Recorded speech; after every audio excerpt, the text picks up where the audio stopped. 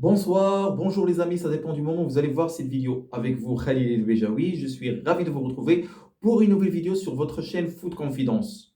Aujourd'hui, on peut quasiment dire que le Real est quasiment le nouveau champion pour la 36e fois de son histoire de la Liga. Pourquoi? Parce que la victoire d'aujourd'hui sur le terrain d'Osasuna Pamplona était une victoire primordiale, une victoire importante, une victoire qui va mettre un sacré coup au moral de Girona et de Barcelona. Preuve à l'appui, Girona a perdu face à Getafe et donc le Real Madrid se retrouve à 10 points de distance sur son dauphin qui est Girona et Barcelone aura demain un match très très important pour la deuxième place. Ici, il y a une défaite de Barcelone face à l'Atlético qui lui aussi joue gros sur ce match car il essaye de prendre de l'écart vis-à-vis de Atlético de Bilbao qui est cinquième et qui met pression sur Atlético de Madrid pour essayer de lui chipper la quatrième place qui mène en Champions League.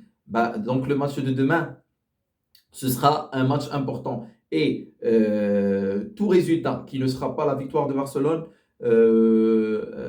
mènera encore le Real Madrid à augmenter encore plus son avantage. Et on sait tous que après la victoire d'aujourd'hui, il reste seulement 9 matchs, c'est-à-dire 27 points en jeu. Et le Real Madrid, à moins d'un cataclysme, d'un séisme, sera sacré champion de la Liga pour la 36e fois de sa carrière. Le match d'aujourd'hui. C'est un match où le Real Madrid est en train de retrouver son meilleur niveau de jeu. Après le passage à vide qui a commencé lors du match aller face à Leipzig avec une victoire 1-0, mais où le meilleur joueur, à part Brahim Diaz, qui a solutionné le match, c'était Andrei Lénine, qui a sorti 9 parades extraordinaires. La victoire face à Séville, qui était certes importante, mais où le Real a beaucoup souffert pour arracher cette victoire. Mais surtout, le match nul à Valence, où le Real Madrid a dû recourir à une remontada épique pour essayer, de ne pas perdre, et chose qu'il a réussi à faire. Et heureusement, je dis bien heureusement, que les deux poursuivants n'en ont pas profité. Il y a eu des nuls de Girona et de Barcelone. Et là où beaucoup de Madridistas se sont inquiétés, c'était le match retour face à Leipzig, où le Real Madrid a certes fait le job, il s'est qualifié en quart de finale, mais le rendement, c'était l'un des pires rendements, l'un des rendements les plus catastrophiques que le Real a fait durant cette saison, et l'un des matchs où Carlo Ancelotti a complètement foiré son match avec un système tactique qui était un peu du n'importe quoi. Un Vinicius esselé en pointe. Bon, on ne va pas revenir là-dessus parce qu'Ancelotti a reconnu que c'était un fiasco total. Le Real Madrid a quand même réussi à faire le job, mais le match de Celta, le Real a réussi à renouer avec les succès. Il y avait eu de bonnes séquences de jeu, mais aujourd'hui, c'était une masterclass.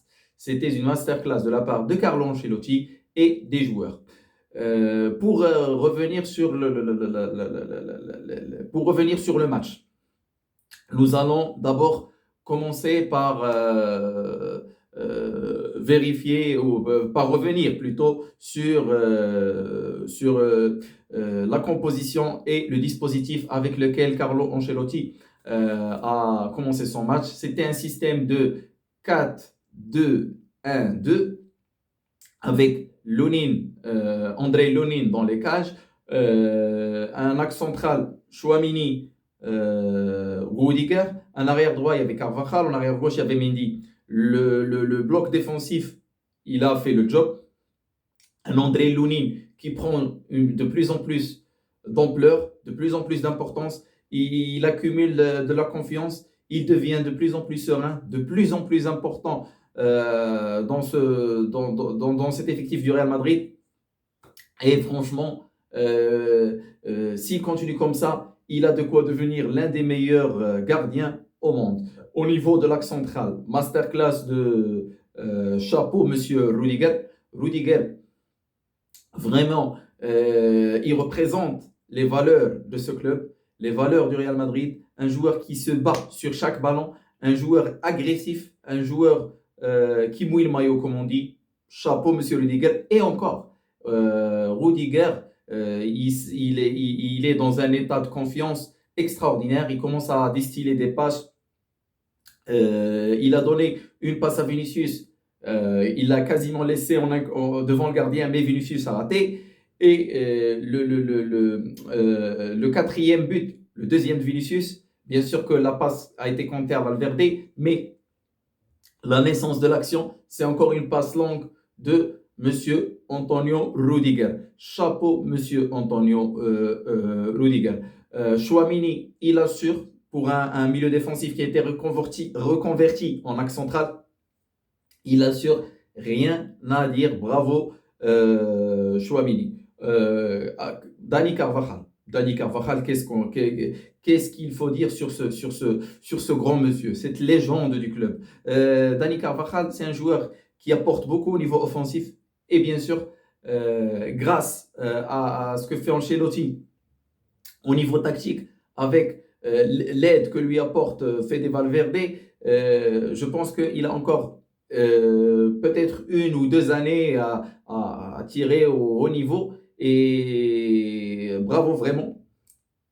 Vraiment, il assure Dani Carvajal. Le deuxième but qui met la projection, comment il se projette pour se retrouver en zone de finition, alors que normalement c'est un arrière droit, mais on voit l'intelligence de jeu qu'il a. Comment il a profité de la combinaison entre Diaz, Valverde, et comment il a su profiter que la défense de Osasuna était complètement déstabilisée par cette combinaison, et comment il a su finir avec l'extérieur du pied. Un chef-d'œuvre, bravo, rien à dire. Mendy, bon, ce n'est peut-être pas l'un des meilleurs arrière-gauche au monde si on parle d'apport offensif, mais comme dit Carlo Ancelotti, lorsqu'il est concentré, c'est l'un des meilleurs joueurs au niveau sur l'aspect défensif. Il est solide, bien sûr que des fois il fait des grosses bévues, mais Mendy, si on le compare à Garcia, c'est le meilleur arrière-gauche qu'on a. Et vu les grandes échéances qui viennent, je pense que Mendy, il va nous apporter cette solidité défensive. Une chose qu'il ne faudra pas qu'il fasse, c'est essayer de se voir plus beau qu'il n'est. Il faut qu'il joue simple. Il ne faut pas qu'il se complique la vie. Il y avait Camavinga aussi qui était devant la défense. Camavinga, magnifique. Un Camavinga qui donne une vitesse et une explosivité au niveau de la sortie de balle. Bien sûr, devant lui, il y avait Kroos et Valverde. Kroos en maestro, en chef d'orchestre, il gère le tempo, il sait quand élever le rythme, il sait quand l'abaisser. Ça, c'est Toni Kroos. Chapeau, monsieur. Et Nagelsmann, il a su que le retour de Kroos peut changer même le visage de cette Mannschaft. Et je vous dis, attendez-vous à une Mannschaft qui va tout donner pour remporter l'Euro chez elle, parce que Toni Kroos va apporter à cette équipe allemande cette expertise de savoir gérer les temps forts, les temps faibles. Le trio, le Valverde, oui. Valverde, comme je vous ai dit, cette année, il ne marque pas comme l'année précédente.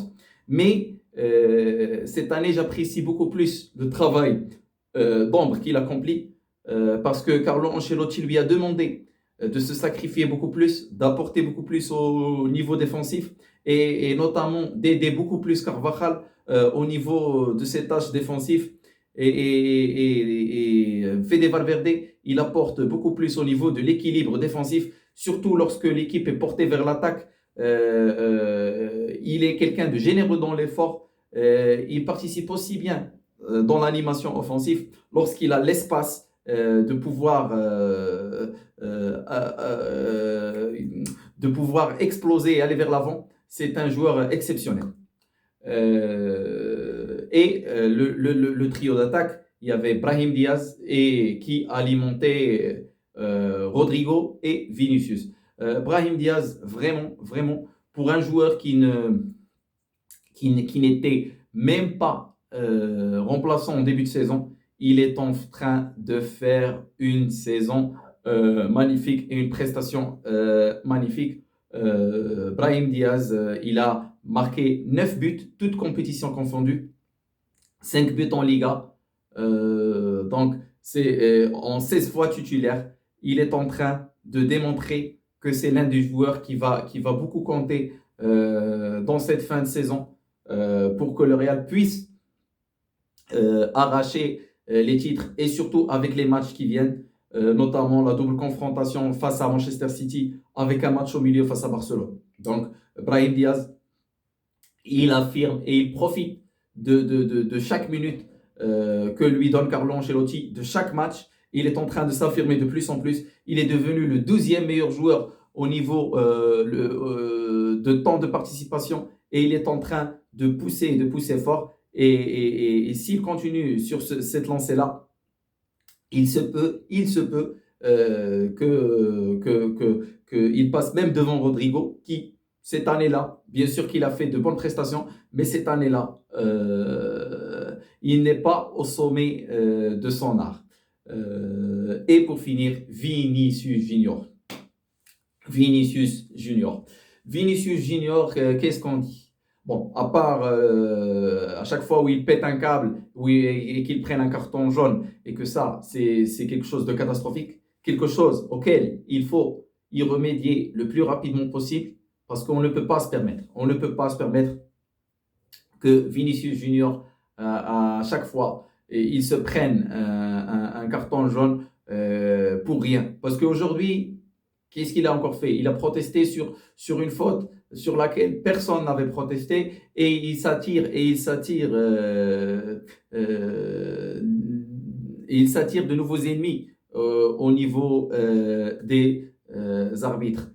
Niveau footballistique, qu'est-ce qu'on peut dire de Vinicius?